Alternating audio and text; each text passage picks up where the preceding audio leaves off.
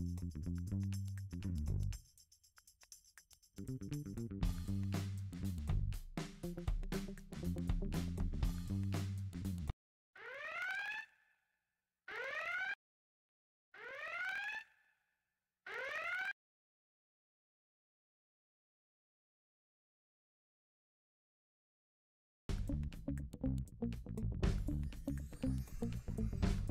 hello guys! Welcome po sa ating spoiler alert review po ng I'm the Villainess, so I'm claiming the final boss. So ito po yung first Otome game po na i-review po natin. So bago po ang lahat, Dito Otome game.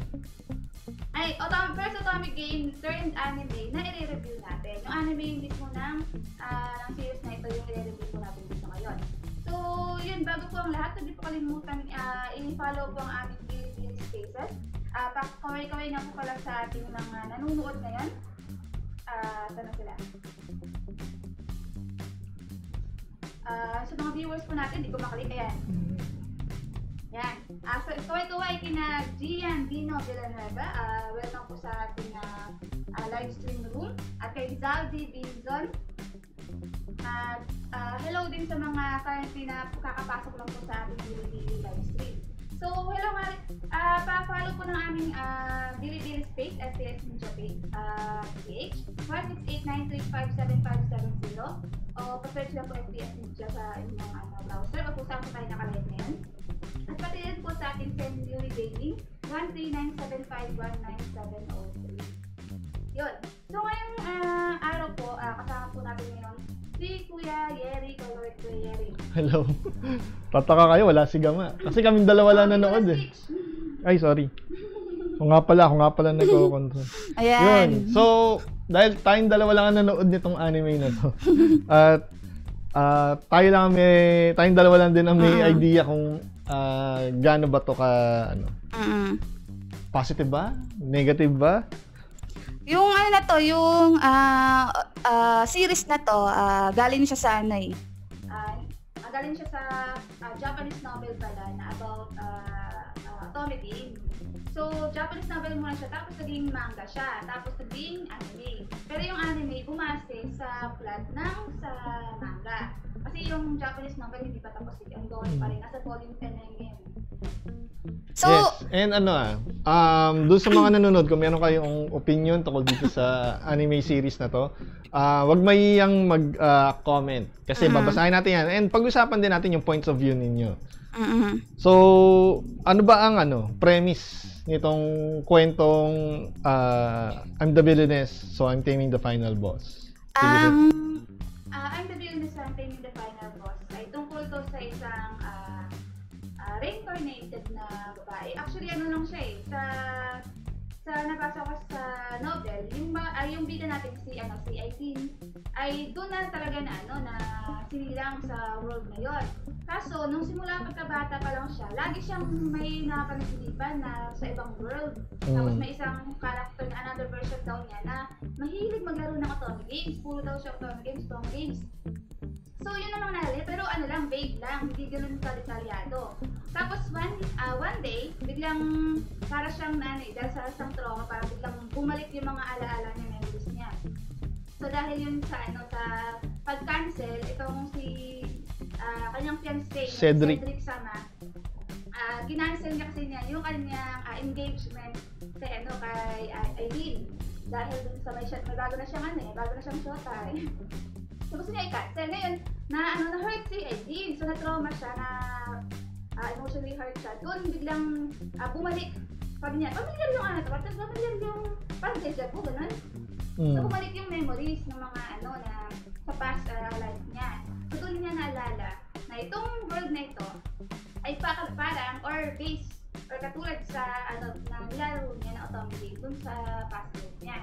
At siya yung villain ng villain na si Aileen. At ang bida ay yung babae ipinagpalit ni Cedric Sama sa kanya.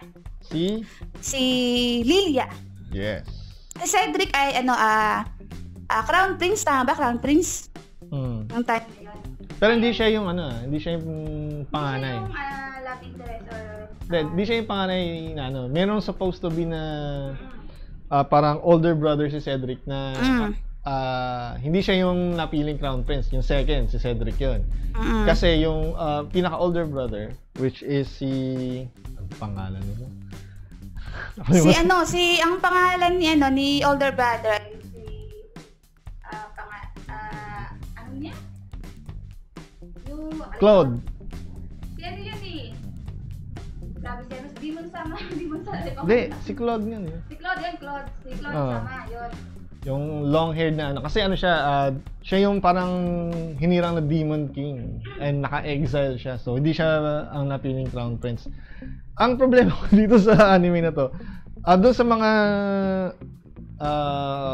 bagong viewers, in-explain namin doon sa una nating live, di ba, na sa Slam Dunk, na particularly, wala akong pinipiling genre, kahit na pambabae, panlalaki, pambata.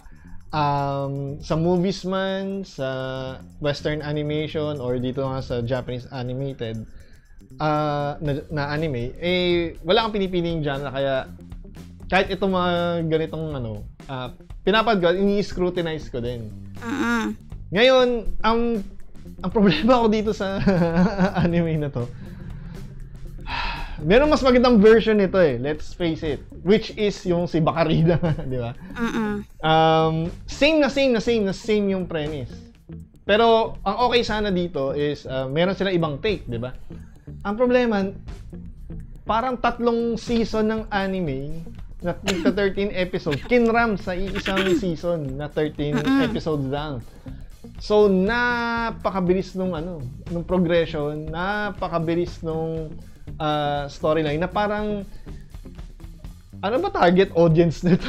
Yun yung isa sa mga iniisip ko. Kasi sabi nga ni Zim kahapon doon sa live stream natin sa Demon Slayer trailer review, usually yung ibang mga nilalabas na anime recently, lalo na yung tinatawag ng mga generics, is more on para lang i-promote yung it's either light novel o manga. Pero kung gusto mo magkaroon ng interest yung tao dun sa bakit mo sinaksak lahat nung arc sa isang season? 3 agad eh. Yung na to, sa Japanese novel ito, hanggang dun lang sa naging maiden, bagong maiden sa ending ng first arc.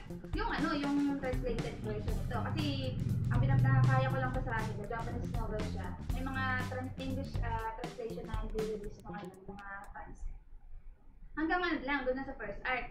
Ngayon, ang manga, base daw sa spoiler, ang manga, ang second at third arc ay binase doon sa ibang plot. Tapos yung anime bumase doon ngayon sa manga. So sa Japanese novel, iba na yung mga nangyayari doon. Nakala nga 3 arcs at 3 volume ay 1 arc daw. So yun yung una natin nakita. So main plot. Tapos yung mga kasunod na doon, wala na sa manga. 10 volumes yun. And yun nga, parang kung gusto mo makuha yung interest ng tao dun sa anime na yun, bakit mo siya siniksik sa isang season, yung 3 arcs? Kaya nga, nung kasi hindi ko siya sinusubaybayan lagi, pero ikaw yung sumusubaybay ba? Nagutan ako, uy, bagong ba to? Bagong season na ba? Second season na ba? Kasi ibang after matalo si Lilian ng una, may parang may pwede na nga sila mag-happily ever after, di ba? Then mag-shota na sila. Tapos pa lang yun parang episode 4 lang yata yun, natapos na yung unang arc. Kaya nagulat ako, patapos na siya. Gano'n. Sabi ko, naging sila na, tapos ang bilis na pangyayari, ano mangyayari niyan? So, nagulat ako na naparusahan na yung So, although hindi ganun kalaking parusahan na Lilian nakuha nila, tsaka si Cedric, at least nagwagi sila as main couple. Ngayon, pagdating sa pag nung nag second arc na yung pumunta sila sa school na, di ba? Tama? Oo. School arc na. Yung gender bend yung bida si Eileen. Panggap na lalaki. Student na hindi nalalaman ni Claude Sama. Ngayon, nung muli ko siyang nakita, nung pinapanood ko, sabi ko, second season na? Hindi, ito Kasi nga parang hindi mo maaalis sa mga tao, lalo na sa mga Japanese anime viewers, na ikukumpara ito doon sa naunang otome style na villain din na kailangan iligtas niya yung sarili niya sa sa Doom Flags naman, di ba? Kasi same yung fate nila pareho silang deads doon sa or pangit yung kanilang ending dahil nga sila yung supposed to be villain nung story. Pero ang kagandahan kasi dun sa kay Bakari, ano yung proper title nun? Nung kay Katarina Claes, na nagkaroon ng season 2 pa kung tutusin. Unti-unting pinapakilala yung relationship ni Katarina sa bawat characters na nawi-win over niya. Hindi lang dun sa mga lalaki side na yun yung mga hilig mong gawin, mga kolekta ng boys, di ba? Pero pati doon sa mga female and including the main protagonist ng story. Ang title nung kay Bacarina ay I reincarnated into an otome game as a villainess with only distraction of flags. So yun yung kay Bacarina. And ang maganda kasi sa progression ni Katarina is in-explore muna sa first episode kung ano yung backstory nung mismong character before siya mapunta dun sa di ba? Sa introduction na napaka-ikli lang. Sigaw labas pala kay Sweet Angel David. Sigaw labas daw, shoutout daw. Hello. Dito sa amin, pag shoutout ay sigaw labas. Sigaw labas. Yun. So, sigaw labas din kay Skylix 118. Kay Christine Joy Coral. Ashley Papaya. Kay Jay kay 13. Diablo rin, sigaw Halaw labas. Android 13. Kay Diablo 13 din. Di kaya magkapatid sila. Kay Zaldi Vinzon. Yun, sigaw labas po sa inyo. So yun, kung meron kayong opinion tungkol dito sa anime and dito sa particular na genre na usually otome characters na napupunta dun sa otome style game, comment nyo lang below and pag-uusapan natin yung points of view ninyo, okay? Pero may isang nabanggit mo si Bacarina, meron pang isang novel na gusto ko sana maging kay Katarina dun? Hindi, ibang Teka lang, nawawala yung audio ko. Baka wala kang baterya. Baka ikaw ang walang baterya. Dito sa nawawala ka lang. Tuloy mo lang kuya, habang nais ko. Yun nga, problematic sa akin yung pacing nitong Taming the Final Boss na anime. Kasi meron niyang perfect example, o hindi naman perfect, pero magandang example, which is yung kay Katarina Claes arc na nagkaroon din ng season 2. Dito kasi ang maganda sana dun sa kaya na rin ako, na curious nung una siyang nilabas yung trailer and yung sa first episode is ano yung difference na gagawin nitong character na to doon sa route na ginawa ni ni Katarina. Kasi kay Katarina friendship di ba? Wala siyang pinili. Pero dito kasi kay Aileen, meron siyang specific na target, which is yung final boss. Yun yung main na kalaban dun sa otome game. Ngayon, doon ako na-curious kung paano niya gagawin. But unfortunately, after yata 3 or 4 episodes, na-conquer na niya. So, what's the point nung season? Ang ginawa pala nila, yung second arc na meron din, again, final boss, tetain niya ulit. Ang dami na namang characters na pinakilala. Pero yung progression, ng growth ng mga characters, personally, hindi mo maramdaman, hindi mo makita. Na parang rushed. Pero hindi rushed Kasi maganda naman kahit pa paano yung animation. Cute naman yung mga characters na lalo na si Almond. Okay din naman yung mga scenes after nung unang arc. Nung nasa school arc na si Aileen. Disappointed ako kasi hindi maganda yung progression. Na parang ang dating tuloy sa akin, 3 movie na siniksik sa isang season na anime na ang dami sana ma-explore, like yung paano niya kinuha yung loob ng mga attendants ng Demon Lord na si Claude, di ba? Dito kasi may isang episode na dinedicate do sa right arm na man, na human, itong si Claude, na tinulungan niya. Yung ganun sana. Pero yung the rest ng mga ni-recruit niya mga boylet, wala. Hindi. Kasi, doon sa unang arc, binasted siya agad. Hindi siya pinapansin ng Demon Lord eh. And then, ayun nga, nagdala siya ng mga artisan at nakipagkaibigan siya doon sa mga demons na parang masyadong rushed, masyadong minadali. Na hindi mo ma-appreciate yung kwento na parang breeze naman itong natapos. Para lang pala isiksik yung iba pang mga storyline na may panibagong characters. Kaya di ko na alam yung mga pangalan nila. Yun. So, yung sinasabi ko yung kanina na medyo mas hawig sa Bacarina ay itong gusto ko nga siya magkaroon ng anime. Ang pang-title ay Kenkyo Kenjitsu o Moto ni Iketorimasu. Or, abang English name nito, teka, basahin ko. Okay, sige. Hello at sigaw labas sa'yo, Itsuka, 2385. And thank you sa pag-follow, Sweet Angel thank you. and Itsuka. Kung meron kayong opinion tungkol dito, sa anime na to or sa genre na to, comment nyo and pag-usapan natin. Yun, nakita ko na. English name ay I will live with humility and dependability as my motto. Ang ano lang nito, hindi siya fantasy-like na katulad nung sa Taming the Final Boss. Mas hawig siya doon kay Bacarina na more on mga slice of life na mga nangyayari, tapos mga daily life na ganap. Tapos yung bida dito si Reika, tinatawag din namin malabakalay na rin. Dahil dense. Ay hindi naman actually dense. Naghahanap din siya ng love life niya, pero lahat ng mga lalaki sa tabi niya, walang yung gusto sa kanya. Baliktad. Pero Bacarina ang style niya dahil medyo may pagka ano ba yung umuusap sa kilos niya. Nasusunog ba yung damit mo? Itong gkinakain kong gyoza. Wow, Ito, buti ka pa may pagkain. Ba't di ka man lang nag-share? Ito, gyoza. Okay. Tsaka itong siopaw.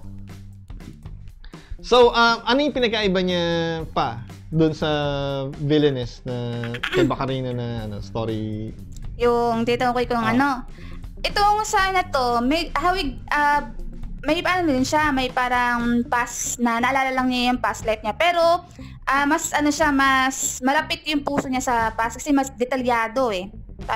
Yung sa memories niya sa past eh.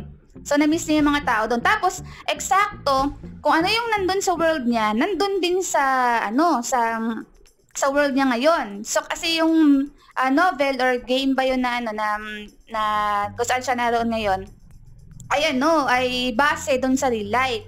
Mala F4 ang dating ng ng so parang plot yung ng story. napuntahan niyang world and slice of life na mala F4 ang dating nung plot nung game na or novel na. So walang pasukan powers dito. Walang powers. More on Bacarina na may daily life, more on daily life yung dating. Pero hindi modern era din. Modern din siya. Tapos katulad ni Bacarina na walang makikitang wala kang makikitang kung sino makakatuluyan niya. Okay. Pero Otome yung game na na pinuntahan niya. Yun yung bida, mala Sanchay ang bida yung hero. So parang yung nilalaro mong Prince of Tennis. Kasi dinedate mo lahat ng characters dun eh. Kahit yung kalaban ng Pero yung bida dun, villainess din eh. Villainess yung yung nakaalala. Tapos yung bida nga na naalala, kinaibigan niya, naging ka-close niya yung yung heroine. Ito yung kaibahan doon kay Aileen sa Taming the Boss na kung saan kalaban talaga yung heroine. Dito kay Bacarina at kay Reika, na Bacarika rin tawag. Bacarika. Ay parehong naging close nila yung bida. Heroine siyan. Kaya nga nangihinayang ako dito sa Taming the Final Boss. Kasi ang ganda nung premise. Sige, pwedeng sabihin clone lang to nung kay Bacarina, pero hindi dahil merong specific na route na tinatahak itong anime na to na kung sana nag-concentrate yung 13 episode na yun doon sa pagkuha ng attention at pag-save kay Claude. Sana mas maganda siguro yung dating. Hindi parang minadali, hindi parang nirush. dati nung hindi pa to naging anime, kasi tinitingnan ko, dahil wala nga English translation yung ano. Huling nag-stop yung English translation last year, 2021.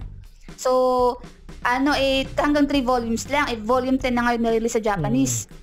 Ayun, tinitingnan namin yung sa spoiler. Doon nakalagay doon yung mga nagsasummarize sa mga kasunod na mga naganap. Ngayon, yung mga tao, mga fans na hindi masyado pinaparusahan tong sina Lilia at sila Cedric sa ending ng Arc 1. So medyo disappointed na bakit ganun lang parusa sa kanila. So, di ko na alam ko nung next na nangyari ang nangyari kasi, ganito kasi nangyari. Kaya walang masyadong parusa nung Arc 1 kasi hindi rin naman nilabas na parang merong evil plot itong si Lilia hanggang matapos yung yung Arc 2 dun sa high school na noon natuklasan ni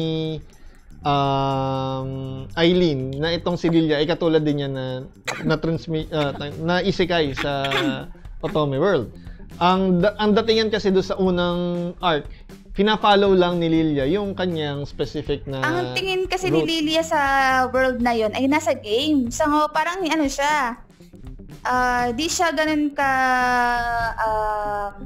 gising sa realidad. Parang feel niya nasa panaginip lang siya, magigising siya, nasa real world na siya, balik na siya sa dati niyang buhay. At coincidentally, merong isa pang anime na tungkol din sa isang protagonist na napunta sa isang otome ang may ganyang route o may ganyang premise. Yun yung, nakalimutan ko pamagat. Lalaki naman siya. Yung kapatid niya, pinilit siyang laruin yung otome game at tapusin. Ano siya, ang tawag ito, extra siya na na reincarnate sa extra or siya yung target character. Hindi, siya, mob character. Extra nga. Ngayon ang gusto doon sa world na 'yon, merong isang babae din na siya na may na-reincarnate as yung mismong protagonist. Pero ang kanyang function ay parang antagonist doon sa main hero natin. And doon sa main hero naman, naka-close niya yung main protagonist mismo nung game at saka yung main villain na naging mag-best friend pa sa dulo. So, sabi ko nga sa inyo, wala akong pinipining genre. Pero kasi, dahil doon, ang dali sa akin na bunutin yung mga ideas at ipagkumpara sila at sino yung mas weak at sino yung mas may stronger Saan ba presence. nakatingin? Dito ako sa likod mo. Ay, sorry. Ay, nga pala. Bakit pala ganun? Nasanay ako kasi nasanay ako dito ako sa kabilang pwesto. So, yun nga, yung sa nasa din ako sa nakakabisit ako pag narinig ko si voice ni Lilia. Kasi, yung voice actress kasi ni Lilia is laging, bida sa mga anime. At naalala ko sa boses niya ngayon si Kobato-chan sa yung mabait na character tapos biglang binigyan mo ng villainous character, parang naaasar ako. Pero ako naman, yun yung isa sa mga nagustuhan ko dito sa anime na to dahil yung stereotype na kapag bida, princess-like, mahinhin magsalita ay meron pwedeng villainous side na hindi nawawala yung character niya. Yung 'di ba, usually sa anime kapag mabait na characters magiging villain, iba na yung drawing niya, iba na yung pananalita niya, iba na yung galawan niya. Pero si Lilia dito, consistent. At yun yung nagustuhan ko kasi ang datingan niya is parang tunay na tao na papakita sa'yo maganda pero meron pala siyang tinatagong pangit. Pero nakulangan ako sa naging parusa ni Lilia sa anime din. Kasi hindi man lang niya na-realize na or hindi siya nagsisi na, uy, real world na pala to para hindi dapat game na ang turing ko dito. Parang walang ganung na hindi na siya makakabalik sa real world niya dahil ito na yung bago niyang mundo. Ang tingin ko naman kasi, batay din kasi dun sa mga lines ni Lilia, hindi niya tinetake yun seriously. Kasi nga, iniisip niya, game lang yun. So, ang dapat sa mga character ay i-conquer. Pero, ang tingin ko naman, kaya hindi ganun kabigat yung parusa is because na-realize niya at pina-realize yun ni Eileen sa kanya na ito na ang mundo natin at tingin ko isa sa pinaka nagpa-tame sa kanya is yung sinabi ni Cedric dun sa dulo nung final episode na inilabas ni Cedric kasi na lahat ng mga lihim at yung mga pinagagawa ni Lilia, and sumurrender siya doon sa kapatid niya. Then, sinabi niya na kahit na marami siyang villainous na mga ginawa, hindi pa rin daw nagbabago yung pagmamahal ni Cedric kay Lilia. Ano kasi siya eh, heroine kasi siya eh. Nasa Oo nga, kanya yung pero ano. I think isa yun sa sa mga pwedeng sabihin na nagpa-kalma, nagpa-tame sa personality ni Lilia na gusto i-conquer lahat. Unfortunately nga, dahil nga imbis na isang season ang dedicated doon, season 3, eto tayo at sinaksak tayo sa iisang season na ako sobrang disappointed kasi maganda yung premise. Kahit na yung from episode 1 to episode na matapos yung first arc, maganda yung premise kung sana binigyan siya ng sapat na oras to grow within the season. Okay, tatawid yung emotions, tatawid yung storya. Mas ma-appreciate ng fans. Same with second arc, doon sa nag-cross-dress siya, may mga bagong characters na na-meet. Nagkaroon ng character development, yung isa niyang sidekick. Doon sa supposed to be villain naman nung arc na yun sa second installment nung supposed to be na game. And then doon natuklasan na si Lilia ay siya pala yung mastermind. Pwedeng cliffhanger yun, then season 3 tayo. Nawalan ng alaala si Claude. So ang dami kasing nangyari. Hindi mo tuloy mabigyan ng sapat na breathing time para mag-grow yung characters on you. Kasi lagi kami bagong, sino to? Nasaan na ba tayo? Ang bilis. Isa pang kina-disappoint din ng fans. Yung sa yung hindi actually parusa. Hindi man lang masyadong napag-guilty masyado si Cedric sa ginawa niyang pananakit kay Aileen. Kasi nga 'di ba nung nawalan siya ng alaala, nireject niya si Aileen kasi di niya maalala si Aileen eh. Ang nangyari kasi dun sa third arc, diba, dahil may sequel yung game, yung Otome game na yun sa real world. Actually, parang DLC lang daw siya. DLC. Parang biglang nag-patch yung world nila, tapos biglang itong si kailangan magkaroon ng amnesia. So, kailangan maalala si mas malapit dapat kay Lilia kasi kay Aileen. Ngayon, ang ginagawa ni itong si Cloud Sama, sinasaktan si Aileen, nire-reject niya, walang engagement na mangyayari, di siya in love kay Aileen. Hanggang sa itong si Aileen, na-visit na, okay, give up, bahala ka na sa buhay mo, ayaw na niya.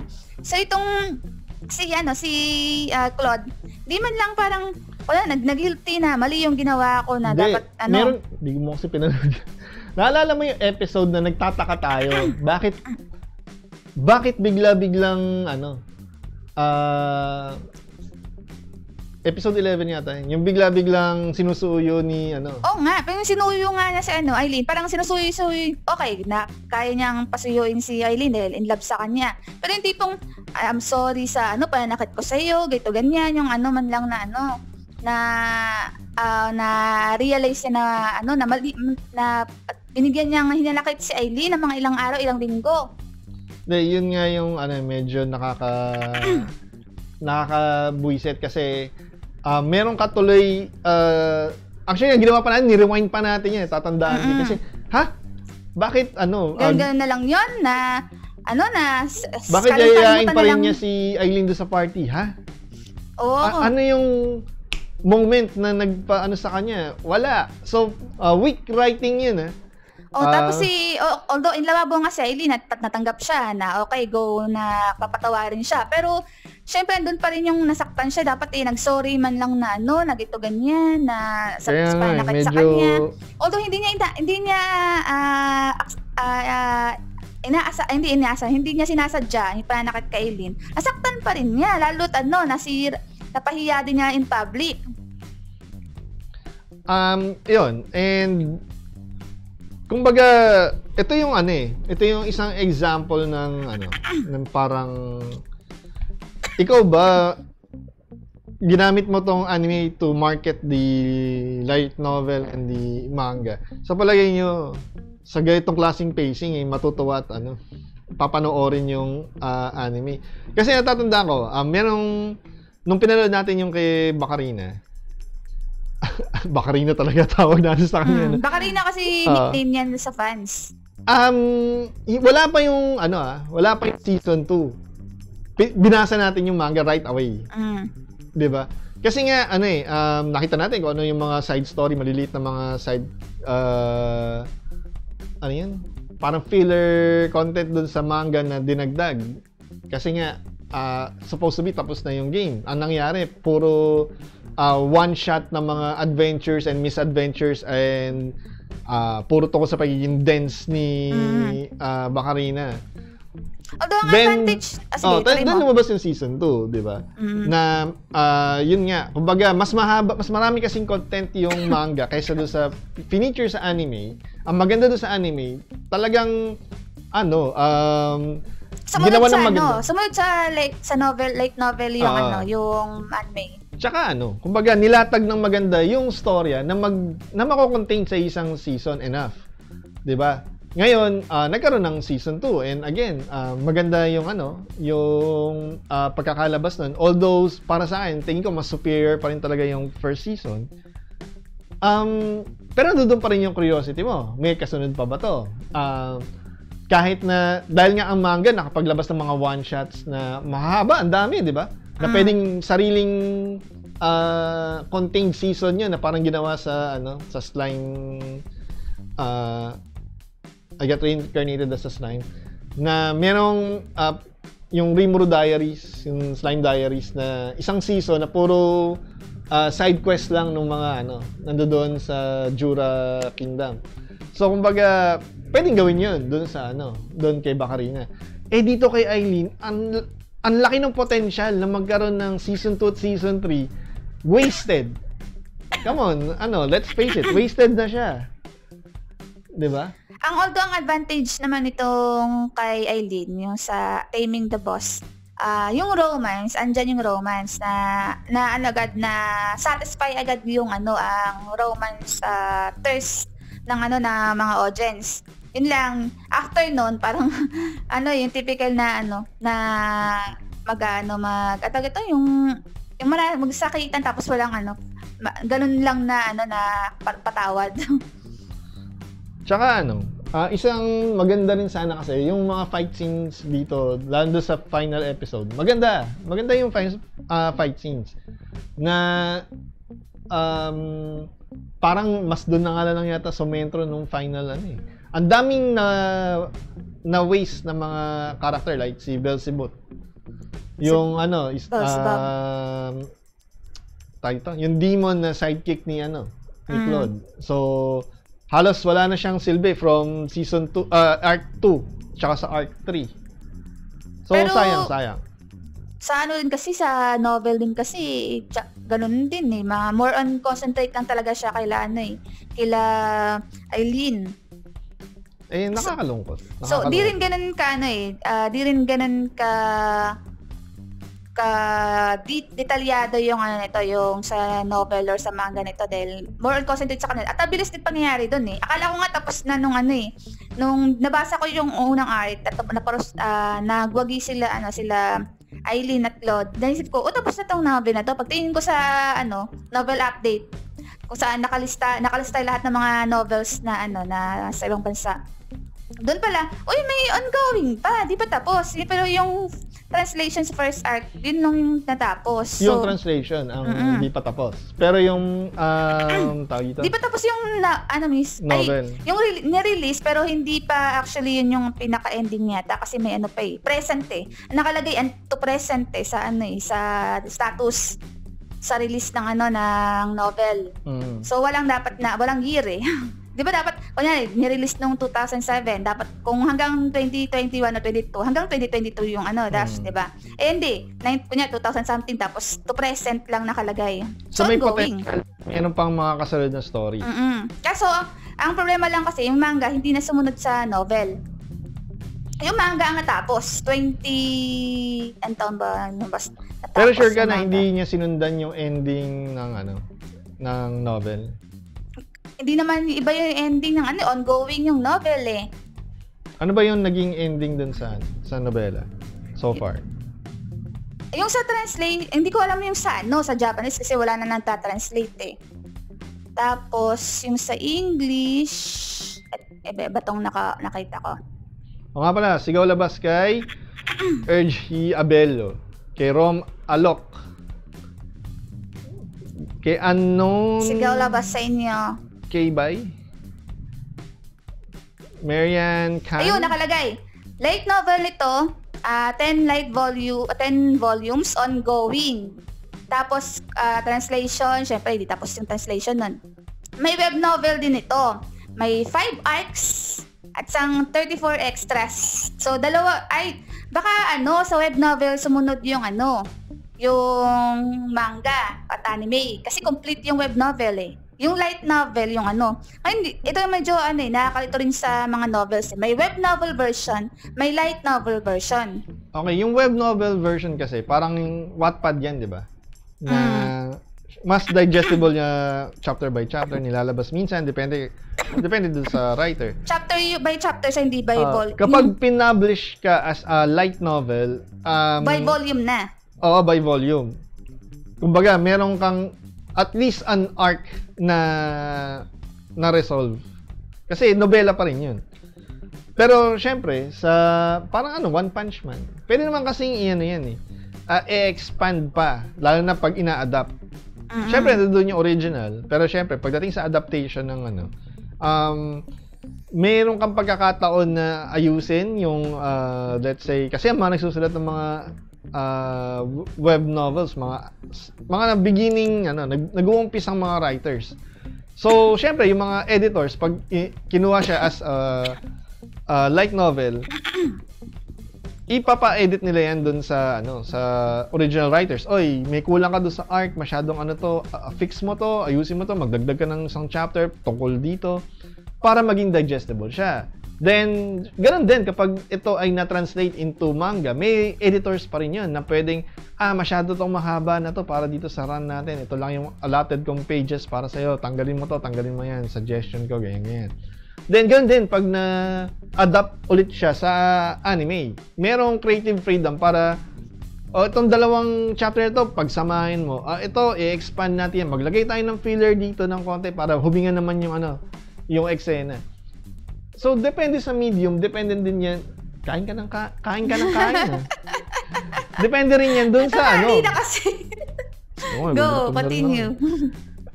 Depende yan dun sa kung anong medium na meron. And sa anime, meron silang napakagandang opportunity na magkaroon ng seasonal na anime through this, dahil una, kakaiba siya dun sa kay Bacarina na naging successful naman, di ba?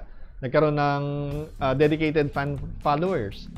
Ito rin meron dahil kahit pareho yung premise, iba naman yung estilo na ginawa niya, lalo na sa unang arc, na makikita mo na magandang i-present siya as self-contained anime within 13 episodes. Ito pa lang ba yung anime na sa Villainess na Reincarnation? Tsaka sa Bacarina? Parang pangalawa pa lang yata. Pero as an Otome game na na-reincarnate sa Otome game, marami-rami na rin. Meron nga, sabi ko sa'yo, di ba? Yung lalaki naman na napunta, tapos mob character siya. So, may sige, tuloy mo. Ano sasabihin mo? Kasi di ba tapos nitong Taming the Final Boss. May palit kasi nito, Otome din. Otome game din siya. Di ko sure Otome game ba or novel siya na itong examinee na babae na mag-e-exam pa lang, nahulog sa building, tapos bago na syempre namatay siya, nagising siya sa ibang mundo.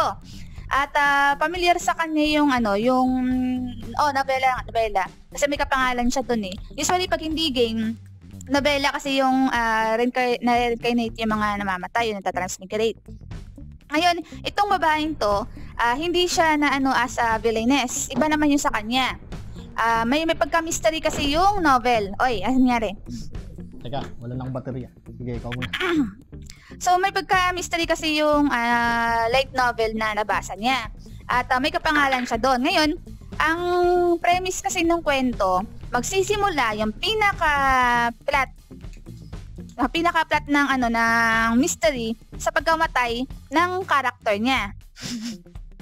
Yung taong sinapian niya kung saan siya transmigrate. So alam na niya mamamatay siya mga the following days. Kasi pagkamatay niya, magiging mystery yung pagkamatay niya eh. So yun yung magiging imbestigahan ng bidang lalaki at bidang babae. Yung pagkamatay niya. So hindi pa pwedeng mamatay siya. So hindi pa pwedeng umusad yung kwento at magsimula yung nobela. Parang ganun. So dahil mamatay siya, di mag-emit yung yung bidang lalaki at bidang babae. Pag hindi siya namatay pala, di mag-emit yung bidang babae at bidang lalaki. Ngayon, kailangan niya malaman kung paano siya namatay. Di niya alam kasi mystery nga eh. Di ba niya natapos yung nobela? Di yata niya natapos. Pero kasi, ang alam ng mystery kasi, di rin niya alam po paano namatay yung karakter niya dahil isa yun sa mystery sa novel. Ngayon, ang balak niya, ang plot ng anime na to, napapalit sa Taming the Final Boss. Kailangan niyang, dahil matalino yung bidang lalaki. Kailangan niya ngayon makapag-alyansa dun sa bidang lalaki. Na katulad din kay Bacarina. Inano din niya sarili niya, in-engage din niya sarili niya sa bidang lalaki. Bacarina, katulad kay Aileen pala. In-engage din niya sarili niya sa bidang lalaki. Yung yung 'di ba nilapitan ni Aileen si Claude para yung sarili niya, engage yung sarili niya, nag-propose siya. So ganoon din itong yung bidang babae. Para lang maiwasan niya yung premise na mamatay siya. Okay. So, yun nga. Meron tayong na feel na siguro bilang final thoughts doon sa subject na pinag-uusapan natin. May disappointment sa I'm the villainess, so I'm taming the final boss because pwede sana siyang naging mas magandang anime series kung nag-concentrate per arc. Na parang yun yung pinanghihinayangan ko eh kasi maganda yung storya. Kahit lalaki ako na appreciate ko yung yung genre. Lalo na't ibang-iba yung ginawang route ni Aileen dun sa ginawa naman ni Bacarina na na mala friendship ang kanyang route na ginawa. Kay Bacarina lahat nagkakagusto sa kanya. Pati babae. Yes, kasi 'di ba? Ni-reinvent niya yung sarili niya within 5 years ba?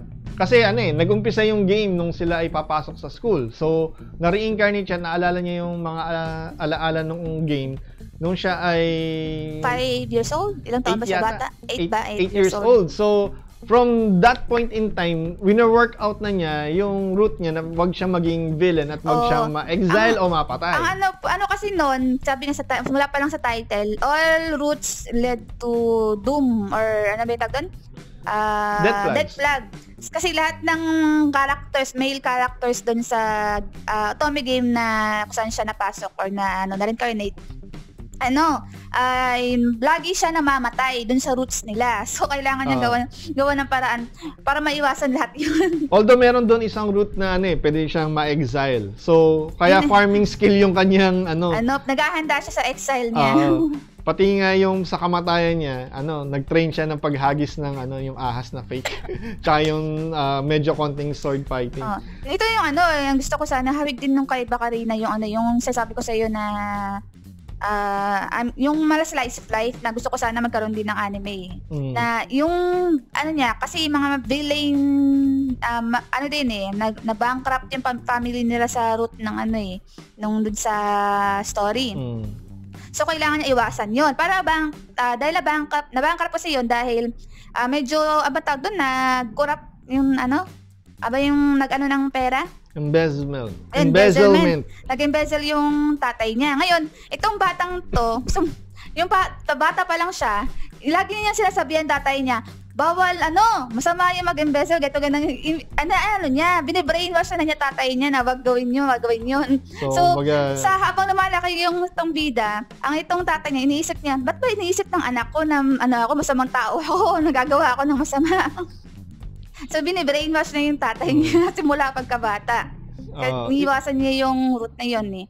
So ganun din yung ginagawa kay Bacarina, 'di ba? Mga niya, ginigurum niya yung mga nasa paligid niya para di siya maapektuhan sa sa bad ending. Oh, and balik tayo dito kay Eileen. Ang isa pang maganda sana dun sa anime, si Bacarina kasi na-reincarnate, meron siyang time to prepare para ayusin Ito yung sa kanya, kanyang... diretso sa engagement eh. Oo, yun yung kumbaga nasa kalagitnaan siya ng game event kung saan nandoon na yung umpisa ng kanyang downfall. And maganda sana in-explore paano niya sinalbay sarili niya doon sa arc na yun. Kaya naghihinayang talaga ako. Sa anime kasi limitado rin yung detailed naman yung kasi oo nga, detailed nga. Bakit nila siniksik doon sa limitado na nga yung anime series. Bakit nila siniksik ang tatlong arc? Yun yung sinasabi ko.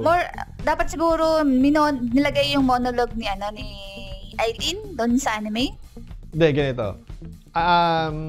Sa storytelling, meron laging sinasabi na show, don't tell. 'Di ba? Isang magandang reason bakit sikat ang Maria Clara Ibarra ngayon kasi mas dinadaan nila sa actions kaysa dun sa dialogue.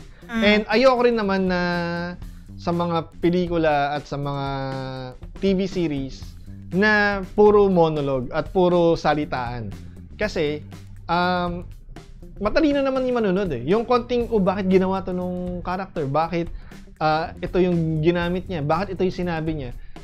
Mapagduduktong-duktong yung yung kwento. And dahil nga hindi tanga ang mga manonood, hindi mo kailangan sabihin sa kanila na meron tong pinaplanong masama, ganyan. Ipakita mo na merong off sa kanya, ipakita mo na merong kakaiba sa kanyang galaw. Ipakita mo na may ayoko kasi yung masyadong obvious na sasabihin na masama akong tao dahil masama akong tao.